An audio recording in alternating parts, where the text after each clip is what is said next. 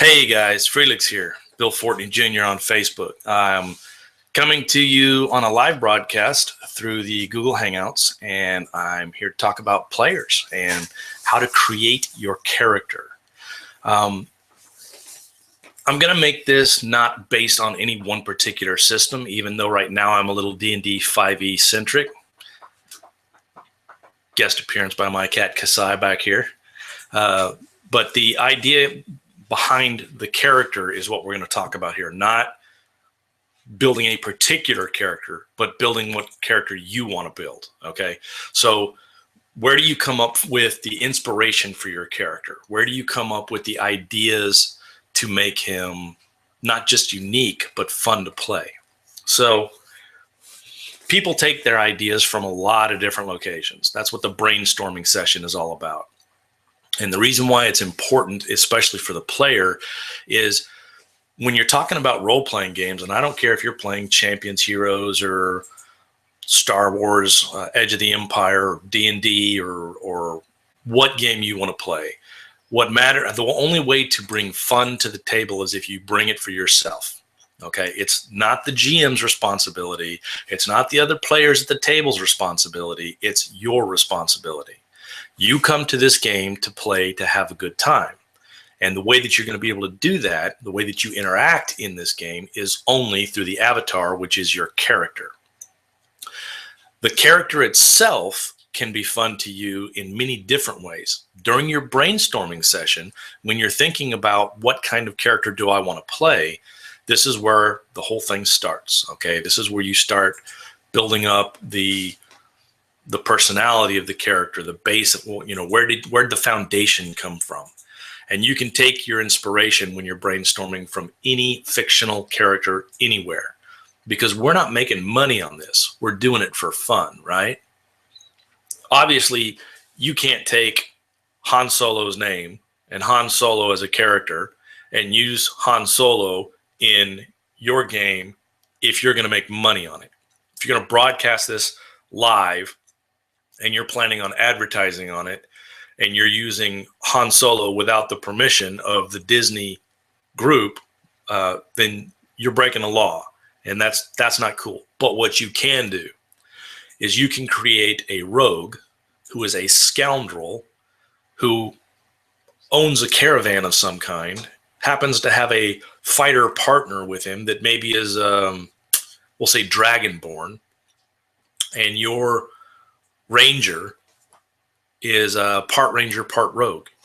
Okay, you create a dual class that way, and what you've done is you've kind of picked apart the pieces of the Han Solo character in that fictional universe and said, how can I piece this back together into the game that I want to play? So I'm taking Han Solo from Star Wars, but I'm putting a Han Solo type character into Dungeons and Dragons or Champions Fantasy or Pathfinder or any numerous other fantasy games that you can think of. And this works for any of the characters that you like. So I just picked Han Solo off the top of my head because obviously this being December in 2016, we're coming up on a big Star Wars related event you may be aware of, and it's kind of on everybody's mind. But it doesn't have to be that. You can take your inspiration from a fictional book, from a comic, from television shows, anywhere that you see a character that you like. Take a little Malcolm Reynolds from Firefly and use some of his personality and build in another little piece from, say, I don't know, one of the Jedis or one of the wherever else you think, maybe Arrow from the Green Arrow show. You like the way Stephen Amell plays Green Arrow and Oliver Queen? Maybe take a little bit of that character and put it with a little bit of this character, and you come up with something new, something that's yours, but something that's inspired by the favorite characters that you found in fiction. And that's where you start.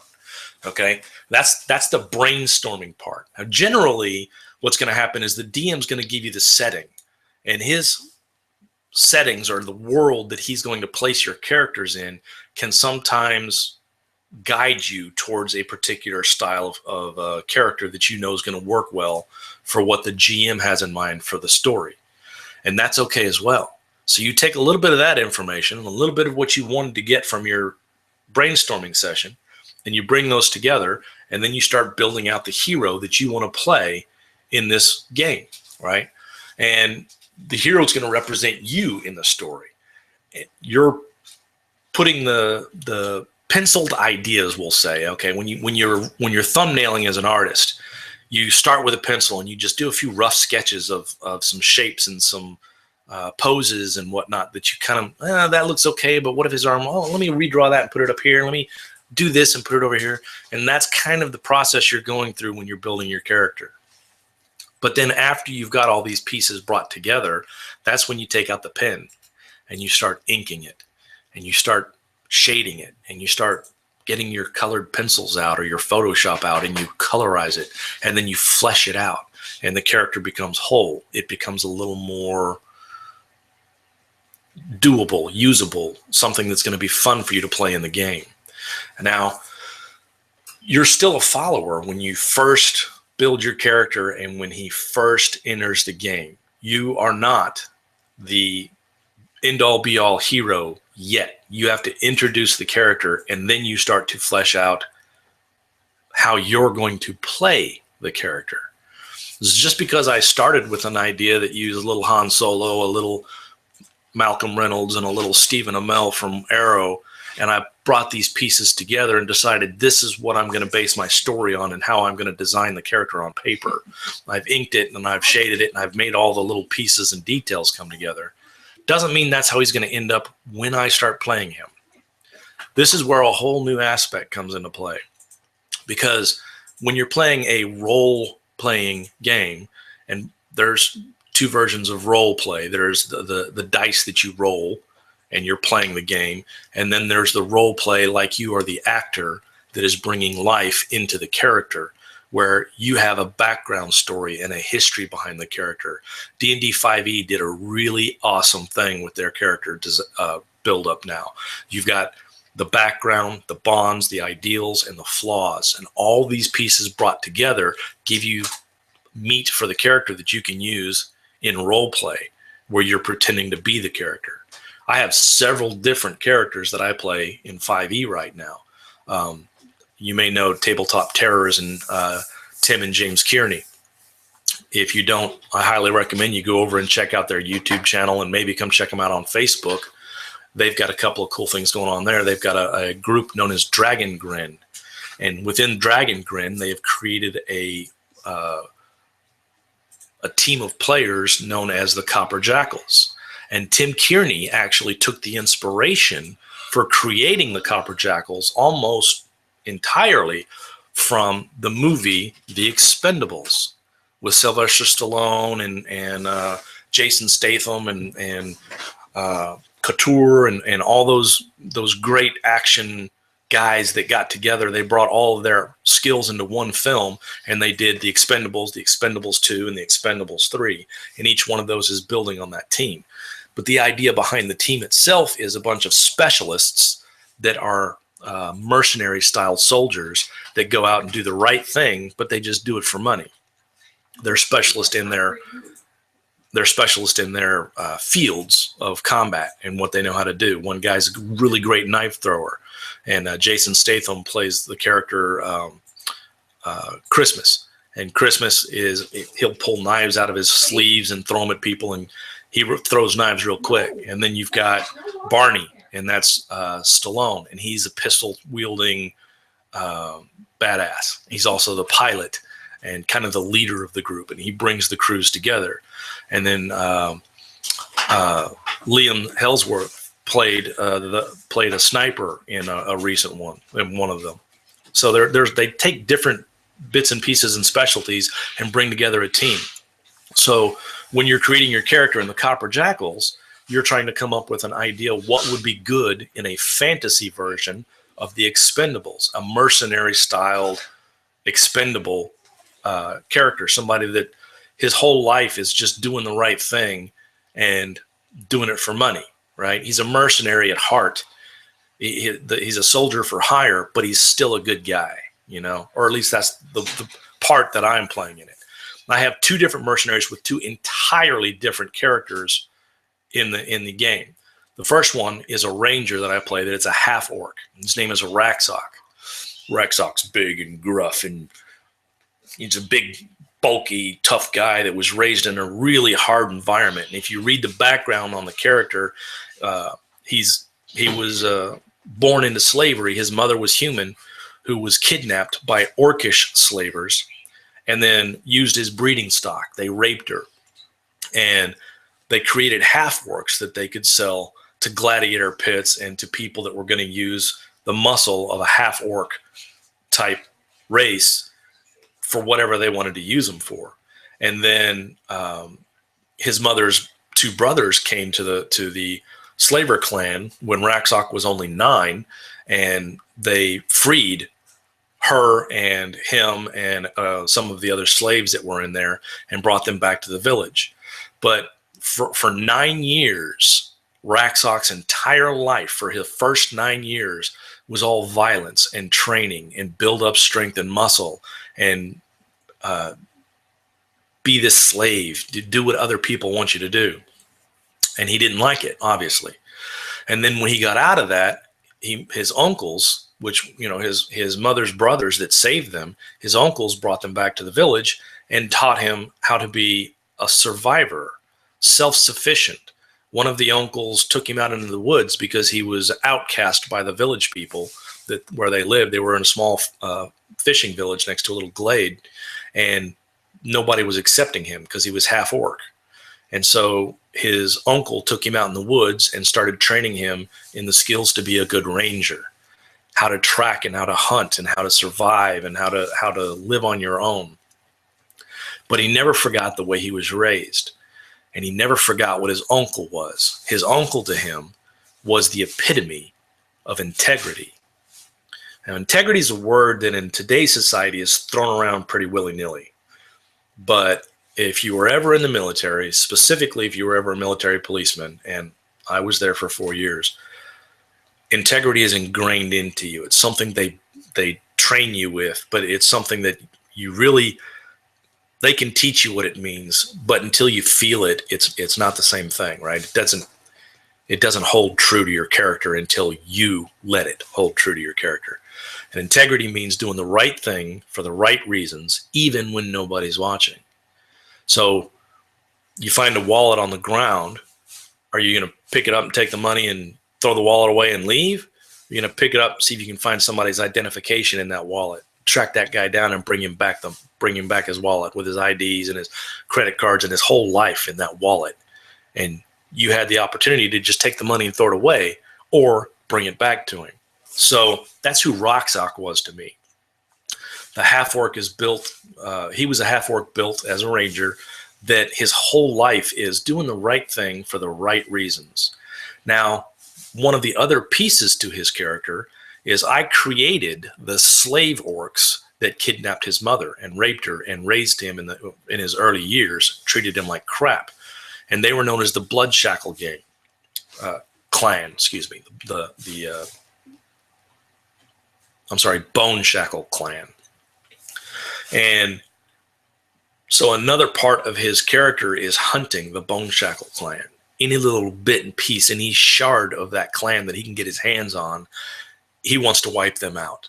They are evil at their core, and he knows it, and they cannot be let live. All right. And he's a chaotic, good character by alignment, but he does live by a code, which I know is kind of more lawful than chaotic, but he believes in justice above law. So man's law to him means nothing. What matters is what's right, what's good. That's who he is, okay? Conversely, the other character that I started talking to you about, my second mercenary in the Copper Jackal's name is Aster. I got with Tim Kearney early on when he was first coming up with the idea for the Copper Jackals. Nobody had played any live Copper Jackal games yet. None of that stuff had really gotten kicked off.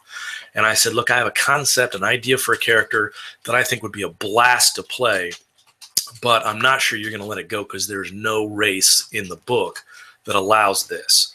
So I talked to him about making a player character as a satyr. So I created Aster the master caster who wants to get rich much faster.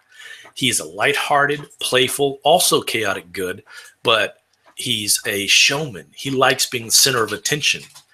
So he's a rogue and a warlock multi-class. Started out in a low-level rogue in a city when he was cast out of the Feywilds, and he ended up being beaten almost half to death and laying face down in an alley. And while he was there, looking, just almost bleeding out, about to die, he sees these leaves, these scattered leaves, blow through the alley, kind of dancing on the wind. And he hears this whispering voice in the back of his head, "Swear fealty to me and live."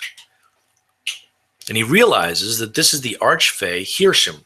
And you can look this up in the Player's Handbook under the Warlock class. And what Hirschem is he's the Prince of Fools in the Archfey, okay? And so that also played in with his character because he's lighthearted. He's an entertainer. He loves being the center of attention. But he's still kind of a rogue. He likes to play things off the cuff, He doesn't play by the rules. He just does things that are good, that feel good to him. He's still, in the truest sense of a satyr, very much hedonistic.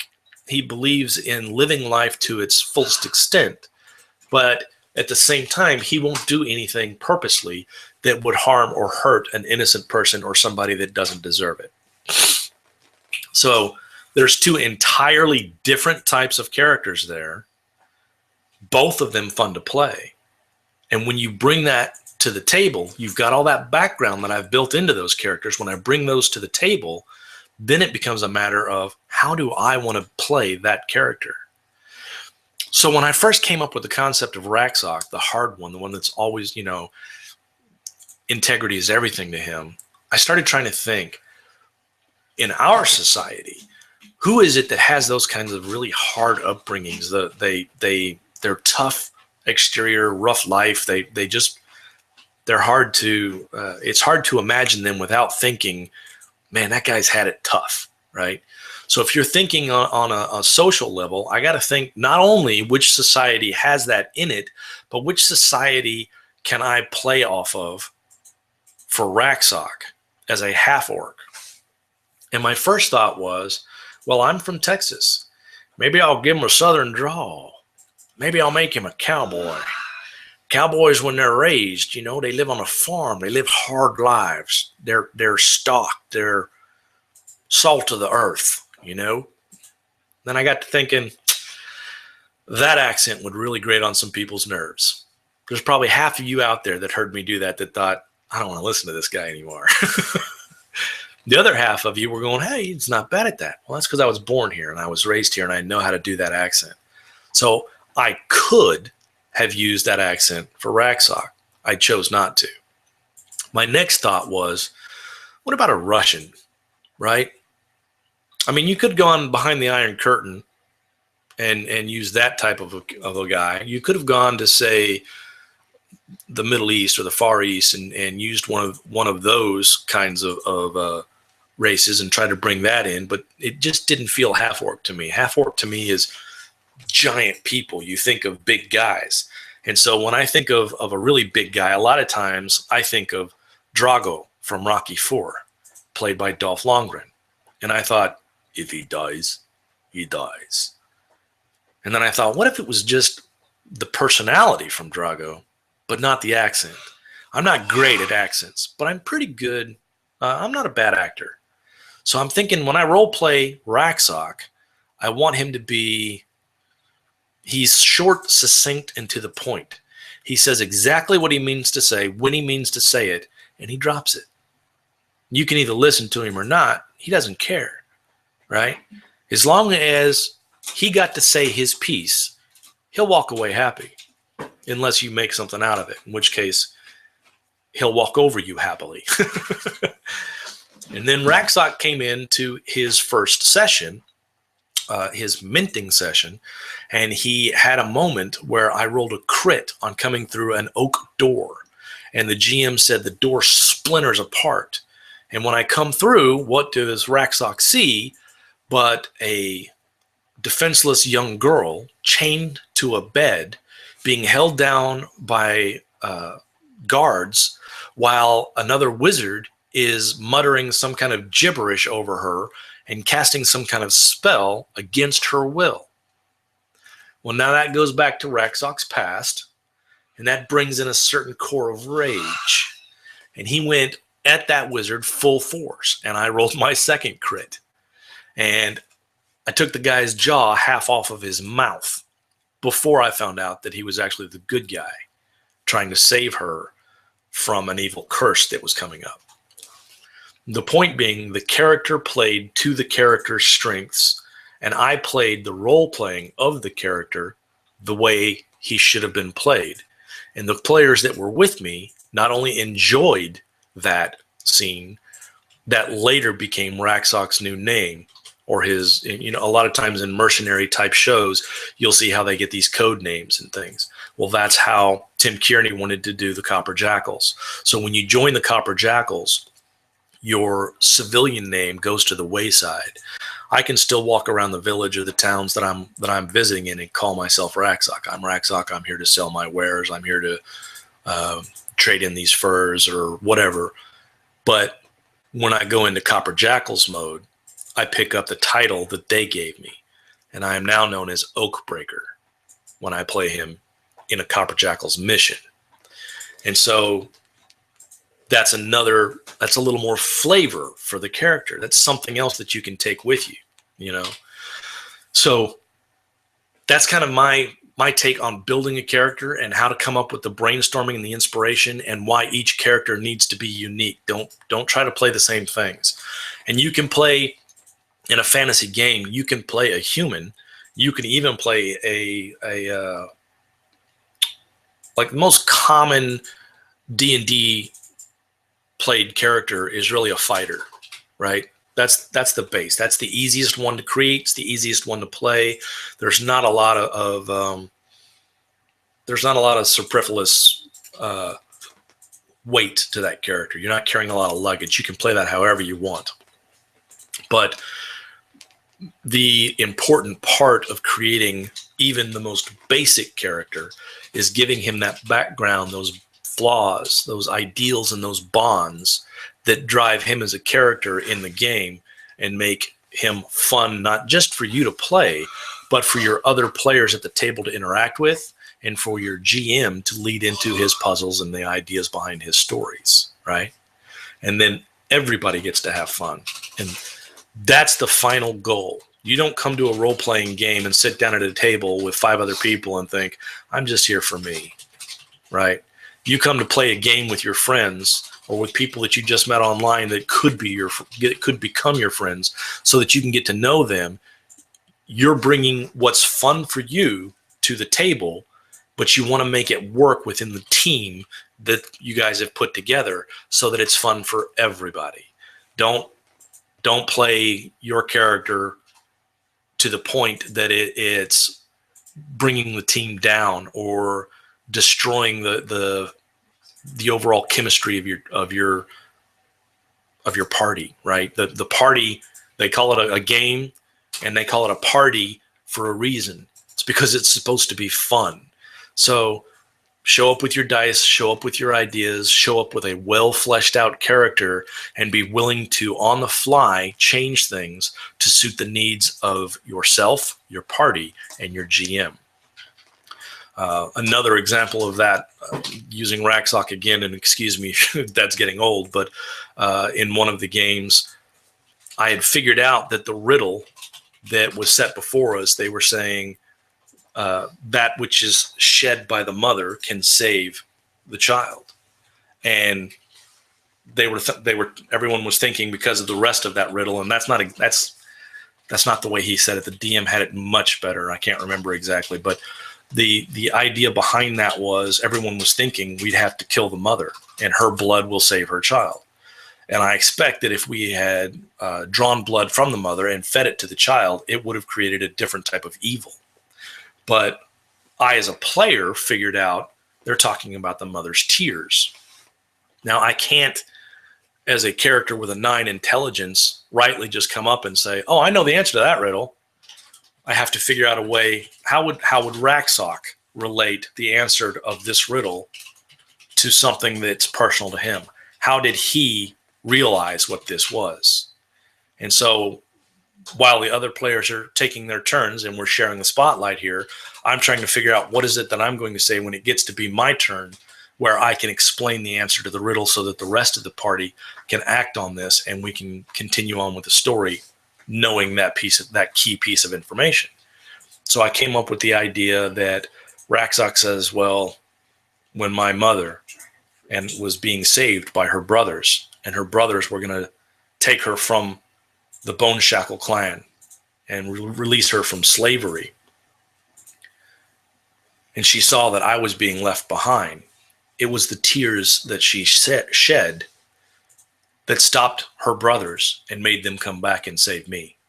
So perhaps they're saying a mother's tears.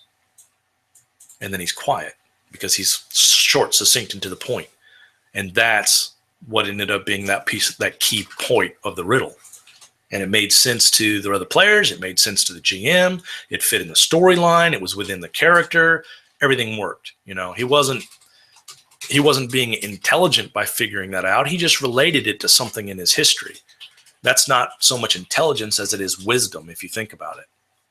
So remember those key points too. When you're not, after you've built the character, after you bring it to the table, even if you've given this character a particular flaw, there are workarounds that you can use story-wise that will still make the character a useful key member of the party or the group as a whole. And if you take nothing else away from this video, the final thing I want you to hear is have fun.